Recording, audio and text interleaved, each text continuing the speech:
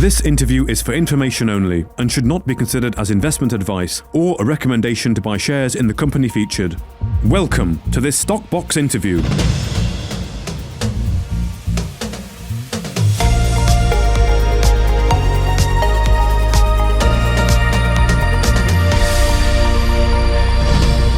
Joining us today is David Lenegas, the Executive Chairman of Vinanz. Now, David, welcome onto Stockbox. Now, many people will know you for having your long career in mineral and mining exploration. But Vinanz is a different sort of mining company, isn't it? Of course, it's a Bitcoin. Could you perhaps shed some light on this change of career and how you became involved with Vinanz? Mark, thanks for reaching out. My career has also expanded well and truly beyond mining and exploration activities in oil and gas. And, I've been interested in technology for a while. So the opportunity came up sort of looking at really what Argo blockchain did. And I've sort of lost quite a bit of money on holding Argo blockchain from the heady heights to where it is now. And I still haven't sold a share. And I sat down with our technical team and said, how would you do what Argo blockchain does, but better, potentially? They've got a completely different business model. And our model was, we're going to roll out Bitcoin miners through our data centers, no staff, no facilities, no debt, no buildings, and just mine Bitcoin using other people's data centers and our equipment. And do it in a decentralized fashion. If you look at the Argo blockchain model, it was all about Texas. Texas has a power outage, they're gone. Texas has an interest rate blow up, they're gone. So our whole idea is there are multiple data centers throughout Canada and the United States that will host, in a very competitive sense, Bitcoin miners in bulk from a company like us. And that was the model. Okay. Well, of course, you recently listed on the Aquis Exchange, didn't you, raising £750,000, along with the transaction with Valerium PLC. So could you perhaps expand on the detail of this transaction? Right. So there are three markets in London. You've got the LSE where Argo is, but the FCA would be very reluctant to bring on another Bitcoin mining company at this stage whilst they're still sorting out the rules. AIM, it's an absolute no-go. And Aquis were prepared to look seriously at listing Vinanz as a pure Bitcoin mining company. So that is our method for getting to the public markets. By buying Valerium's Bitcoin miners, we actually list as an operating company, not an investment shell. And Valerium needed to move the miners out of their portfolio because they're focusing on closing the transaction to buy the Gibraltar Stock Exchange. So I said to Valerium, Vinanz will buy your miners. We list as an operating company. We don't need to go and raise, millions of pounds. Let's keep the structure tight.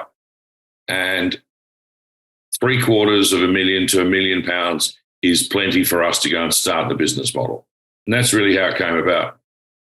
Okay. Well, of course, you are looking to mine Bitcoin, as you say, from these different data centers, but you've also managed to get a very significant cost saving, haven't you? 650% of a reduction in cost of producing Bitcoin. Could you just explain a little bit more about this? No. That's 650% increase in the number of Bitcoin miners when we buy this new 100 lot of Bitcoin miners, which are going to be installed in Labrador in Canada. That basically takes us from 2,000 odd terahash to 1,400 terahash to 12,000 terahash installed. So we announced last week, we announced that we had signed agreements to buy 100 Bitcoin miners, which was going to be hosted in a completely independent center to what's currently sitting in Nebraska, which is what we bought from Valerium. And we announced this morning that those 100 Bitcoin miners are already in transit to Labrador. They should be there next Thursday. It'll take a few days to wire them up and then turn them on and start building to the wallet. And once that cluster has been installed and operating effectively, we will then look for the next cluster of 100 Bitcoin miners. Okay. And at the moment, we're looking at places like Manitoba, Quebec, Vancouver.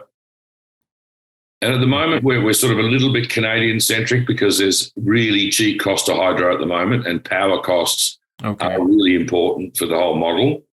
I think as power costs drop in the United States, we might roll out a few down there. But then you've also got what Joe Biden's threatening to do, is potentially tax the power providers supplying energy to the Bitcoin mining industry. So we're just going to watch what that does. And that gives us the flexibility, our model, to sort of deploy 100, 200, 300 blocks of Bitcoin miners all around the United States, America, and Canada. So that's our model. Okay, so it was an increase of processing power by 650%. Okay, and you're looking to expand. Well, that takes us from 20 miners to 120 miners. Okay. Look, it's no big biscuits when you look at it from a business sense, but it proves the model.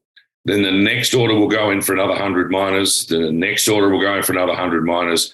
And all of these new blocks of 100 miners will go into different data centers throughout North America. Okay. How are you judging where to set the next 100 miners up? Is that based on local power costs?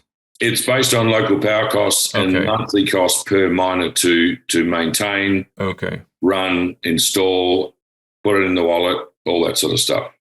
And so how much? The prices vary very significantly. When we put these miners in, when we signed the contract to go into Labrador, Canada, we got a very good price at circa 6 US cents a kilowatt hour plus other management costs. You were getting wildly fluctuating prices, anything from 6 cents a kilowatt hour up to sort of 11 cents a kilowatt hour. And that has a big impact on operating cost.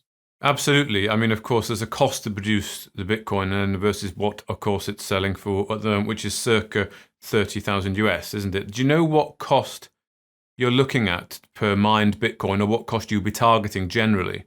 Well, it depends how you treat the cost of capital.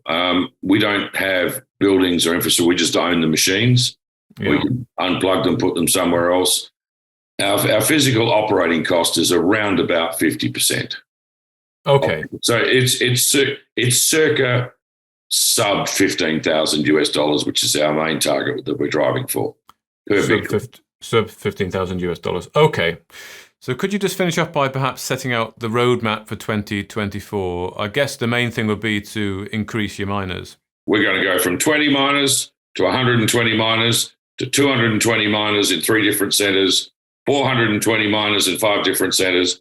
And if I can get to 2, 3, or 4 or 5,000 Bitcoin miners mining by the end of 2023 and into 2024, when the next halving for Bitcoin happens in April 2024, that is our main game. Okay, and so that's your sort of key metric then, is the number of miners. Will you also be looking at how many Bitcoin you can mine sort of per day, for example? Look, the more miners you bring on, the more Bitcoin you mine. I mean, at the moment, if you look at the next halving, which is scheduled for April 2024, the last 3 halvings of Bitcoin globally, you've seen the Bitcoin price exceed the previous highs.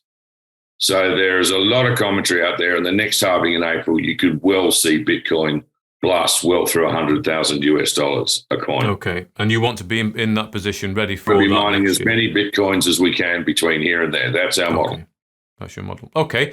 Well, thank you very much for your time today, David Lenegast, the Executive Chairman of Vinanz. We are going to be doing a podcast with you, a bit more of a casual, longer discussion about you, your background, and of course, what you want to achieve at Vinanz. But for now, thank you very much for your time. Pleasure.